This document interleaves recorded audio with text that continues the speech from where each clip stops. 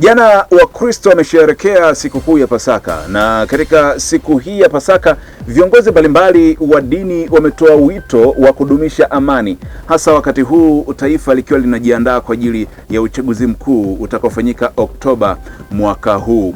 Kwingineko duniani leo vimesikika vilio, simanzi na majonzi mara baada ya kutolewa kwa taarifa kumhusu kiongozi wa kanisa Katoliki duniani Papa Francis, ambaye amefariki dunia akiwa na umri wa miaka 88.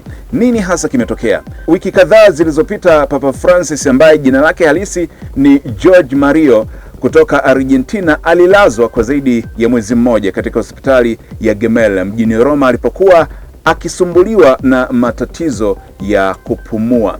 Katika michezo, baada ya ushindi wa jana wa bao 1-0 dhidi ya Stellenbosch, timu ya Simba inaendelea na maandalizi ya mchezo wa marejeano ambao utachezwa mnamo tarehe 27 mwezi huu wa 4 mwaka 2025 nchini Afrika Kusini. Je, ni Simba ama Stellenbosch ambaye atafanikiwa kutinga hatua ya fainali? Hayo na mengine mengi, ungana nami saa 12 jioni kupitia akaunti yetu ya YouTube ya Dream Media TZ pamoja na kurasa zetu za mitandao ya kijamii Facebook, Instagram na X. Facebook ni Dream FM, Instagram na X ni Dream FM TZ. Naitwa Saul Godwin.